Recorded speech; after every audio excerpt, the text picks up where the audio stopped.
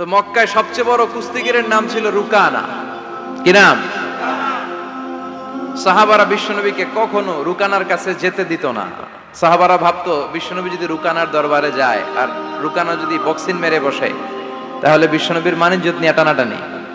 কিন্তু বিশ্বনবী তো শুধু সিলেক্টেড কিছু পার্সোনালিটিদের জন্য নবী হয়ে আসেননি। ওমা আরসালনাকা ইল্লা রাহমাতাল লিল আলামিন, I have sent you as a mercy for the whole world, for the entire universe. ও নবী, আমি আপনাকে গোটা বিশ্বের জন্য রহমত আর বরকত করে পাঠিয়েছি।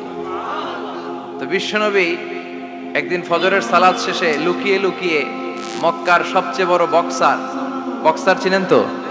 তো বিশ্বনবী তো as a mercy for the entire universe, গোটা বিশ্বের জন্য রহমত, তিনি মক্কার সবচেয়ে বড় বক্সার রুকানার কাছে চলে গেল। যে বলল, রুকানা আসলিম তাসলাম, ইসলাম মানো শান্তিতে থাকবা, দুনিয়ায়ও থাকবা আখিরাতেও থাকবা। সুবহানাল্লাহ পড়েন। রুকানা বলে, না আব্দুল্লাহর বেটা মোহাম্মদ, আমি তো কালিমা পড়বো না, যদি বক্সিং খেলে আমারে হারায় দিতে পারো তাইলে কালিমা পড়ো। বিশ্বনবী বললেন, আমি তো বক্সিং খেলি না রে বাপ। রুকানা বলল, তাহলে আমিও কালিমা পড়ি না। বিশ্বনবী রাজি হলেন। অবশেষে ভাবলেন, আমি বক্সিং খেললে একজন যদি জাহান্নাম থেকে জান্নাতি হয়, বক্সিং খেললে সমস্যা করি?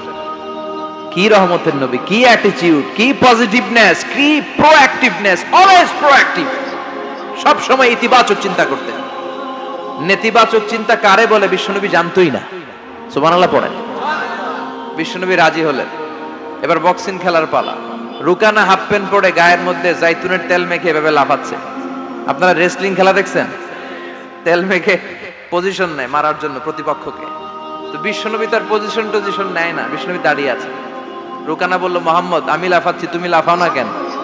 তুমিও লাফাও। বিশ্বনবী বললেন, না আমি লাফাই না, কারণ আমি সেলাইবিহীন লুঙ্গি পরি। সেলাই ছাড়া লুঙ্গি পরে যদি কেউ লাফায়, বাতাসে সতর খুলে যাওয়ার সম্ভাবনা আছে না নাই? কি লাজুক নবী ছিলেন, কেউ বিশ্বনবীর লজ্জাস্থান জীবনেও দেখে নাই।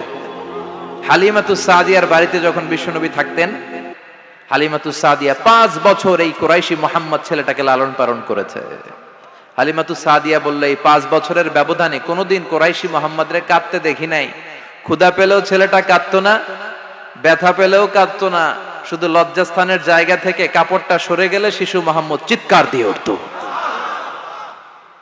এবার মারামারির পালা। রুকানা বলে, মুহাম্মদ তুমি মারো। বিশ্বনবী বললেন, তুই মার, কারণ আমি মারলে ওই মায়ের হজম করার ক্ষমতা তোর নাই। বিশ্বনবীর এক হাতে জান্নাতি 40 জনের শক্তি ঢুকায় দিছে কে? তো বিশ্বনবী মাইট দিলে এটাও হজম করতে পারবে? কথা কর, পারবে না। এখন রুকানাও মারে না, বিশ্বনবীও মারে না, খেলাও শুরু হয় না। বিশ্বনবীও মারে না, রুকানাও মারে না, খেলাও শুরু হয় না। এখন রুকানা বলে, মুহাম্মদ তুমি মারো। বিশ্বনবী মারে নাই, কিন্তু বিশ্বনবী ওনার ডান হাত মোবারক, কি নরম হাত, সফটার দেন সিল্ক, সিল্কের চেয়ে নরম ছিল। ওয়া কানা কাফুহু আবিয়াদু মিনাদ দিবাজ, সফটার দেন সিল্ক, রেশমের কাপড়ের চেয়েও বিশ্বনবীর হাতের তালু সফট ছিল। এই হাতটা দিয়ে বিশ্বনবী রুকানার ডান কাঁধে এভাবে টাচ করলেন। মারে নাই, খালি বলছে, রুকানা এত লাফাস কেন? টাচ করার সাথে সাথে রুকানা বেহুশ হয়ে জমিনে পড়ে যায়। সবাই তো অবাক, ঘটনা কি, ঘটনা কি, কি মিরাকেল, কি অলৌকিকত্ব। পানি ঢেলে রুকানারে হুঁশ ফিরানো হয়েছে। সবাই বলে, রুকানা তুই তো অনেক বড় পালোয়ান, আব্দুল্লাহর বেটা মোহাম্মদ ঘুষিও দিল না, লাথিও মারলো না, বেহুশ হইলি কেন? রুকানা বলে, আরে তোরা তো দেখোস নাই, তোরা দেখেছিস মোহাম্মদ হাত দিয়ে ধরেছে, আমার মনে হয়েছে বিশাল পাহাড় এসে কাঁধে চেপেছে।